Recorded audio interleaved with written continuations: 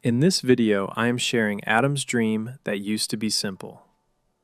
When Adam was a kid, he used to sit on the floor of his parents' living room and trace the cracks in the wall with his finger. This house wasn't fancy. Old carpet, no island kitchen, one bathroom for everyone. But it was home. His dad bought it on one income. No side hustles, no investing apps, no crypto. Just a regular job, and somehow a house and family. Years later, Adam grows up. He does everything he is instructed to do. He goes to school, he gets a degree, he finds a job, he saves, he skips vacations, he cuts back on coffee. And one night, sitting in a small rental apartment, Adam opens a real estate app. He scrolls, and scrolls, and scrolls. And that's when the thought hits him. How did my parents do this? And why can't I? So what happened? Why does owning a home feel impossible now? And the question Adam keeps asking himself, is this my fault? Let's walk through his story. Chapter 1. When homes were just homes. When Adam's parents bought their house, homes weren't investments. They were built for people to live in. Prices made sense because they were tied to local jobs, local wages, local families. If you earned an average income, you could afford an average home. Mortgages were boring. No one bragged about interest rates. No one called housing a strategy. The house wasn't a flex. It wasn't a portfolio. It wasn't supposed to beat the market. It was shelter. But while Adam was growing up, the rules quietly changed. Chapter 2. The math stopped working.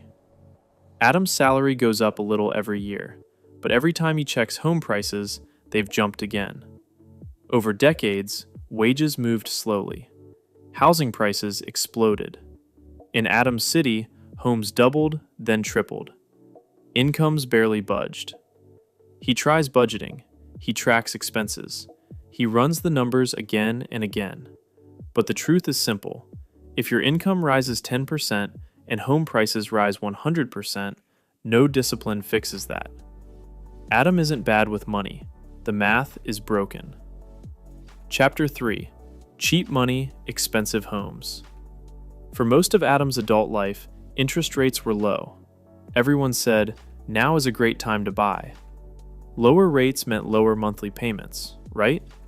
Yes, but here's what Adam didn't see at first. Low rates made borrowing easy, encouraged massive debt, let buyers bid higher and higher.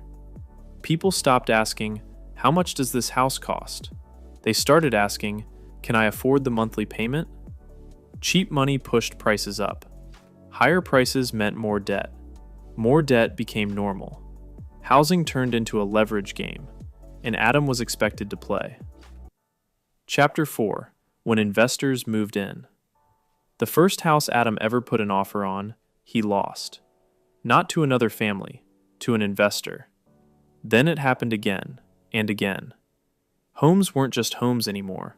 They were assets, investments, income streams, corporations, real estate funds, short-term rental buyers, flippers. They weren't imagining kids in the backyard. They were imagining returns. They had more cash, faster offers, no emotions. Adam had hope. Hope doesn't win bidding wars. Chapter 5. Too many people, not enough homes. Adam keeps hearing one phrase, supply and demand. But what does that really mean? It means we didn't build enough homes. Why? Zoning laws block density. Construction costs soared. Labor is scarce. Approvals take years. In the places Adam wants to live, apartments are restricted. Duplexes are banned. Building is slow. Demand rises. Supply stays tight. Prices explode. That's not bad luck. That's economics. Chapter 6. The city pull.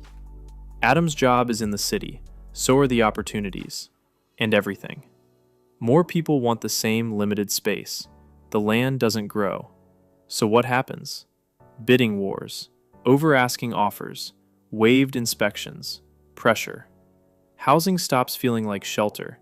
It starts feeling like a battlefield. And the people with the least money, Lose first. Chapter 7. The Invisible Weight. What hurts Adam the most isn't just the price, it's the pressure.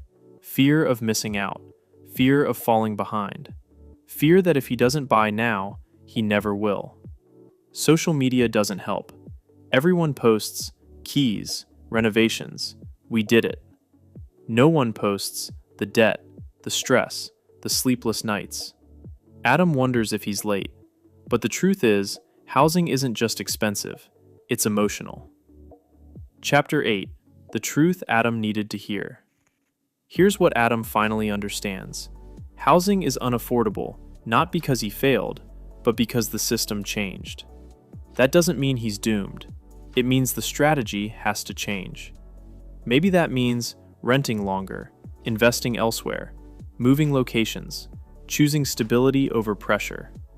Owning a home is a goal, not a deadline, not a measure of worth. Wealth is flexibility, not just ownership. A harder level, not a late start. If you feel behind like Adam did, you're not. You're playing a harder level than the generation before you. And knowing that isn't weakness, it's power. Because once you see the game clearly, you stop blaming yourself and start making smarter moves. If this story helped you understand why housing feels impossible, like the video and share it with someone who needs to hear it. You're not late, you're just living in a different economy.